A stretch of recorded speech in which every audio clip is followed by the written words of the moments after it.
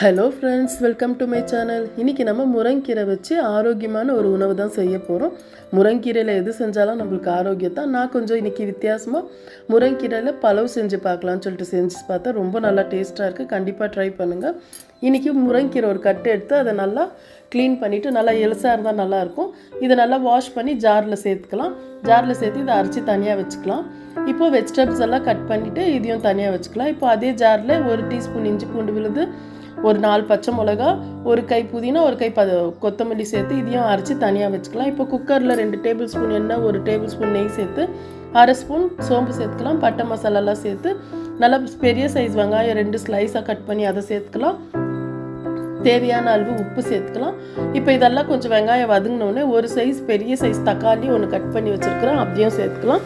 தக்காளி வெங்காயம் எல்லாம் நல்லா வதங்கினோடனே இப்போ நம்ம அந்த அரைச்சி வச்சுருக்கிற விழுது சேர்த்துக்கலாம். இஞ்சி பூண்டு பேஸ்ட்டு, பச்சை மிளகாலாம் அதையும் சேர்த்து நல்லா வதங்கினோடனே மல்லித்தூள் 1 டீஸ்பூன், மிளகாத்தூள் 1 டீஸ்பூன், 1/4 டீஸ்பூன் மஞ்சள் தூள் சேர்த்து மசாலா கூட நல்லா அந்த பச்சை வாசனை நல்லா போய் நல்லா வதங்கினோடனே இப்போ நம்ம கட் பண்ணி வச்சுருக்கிற காய்ங்க சேர்த்துக்கலாம். நான் இன்றைக்கி பட்டாணி, பீன்ஸ், கேரட்டு, நூக்கல் சேர்த்துருக்குறேன். நம்மளுக்கு எந்த காய் வேணுமோ அந்த காய் சேர்த்துக்கலாம்.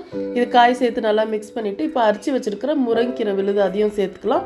முருங்கீரை அரைச்சிட்டு இப்படி செஞ்சு பாருங்களேன், சாப்பாடு நல்லா அவ்வளோ மனமாக இருக்குது, ரொம்ப நல்லா டேஸ்ட்டாக இருக்குது. இப்போ 3 டேபிள் ஸ்பூன் தயிர் சேர்த்து இதை நல்லா மிக்ஸ் பண்ணிவிட்டு இப்போ இது 1 நிமிஷம் ஆனோடனே நம்ம அரிசி எவ்வளோ தேவையோ அவ்வளோ நம்ம வாஷ் பண்ணி ஊற வச்சுருப்போம் இல்லையா, அது நல்லா ஸ்ட்ரைன் பண்ணிவிட்டு அதையும் சேர்த்துக்கலாம். சேர்த்துட்டு இப்போ அதுக்கு திட்டமாக தண்ணி எவ்வளோ தேவைப்படுதோ அவ்வளோ தண்ணி சேர்த்துட்டு நம்மளுக்கு 1 விசில் வச்சாலே போதும். 1 விசில் வச்சு அது ஃபுல்லு காற்று இறங்கினோடனே நம்ம ஓப்பன் பண்ணால் நம்மளுக்கு சாதம் கரெக்டாக இருக்கும். இப்போ 1 விசிலுக்கு வச்சுட்டேன் நான்.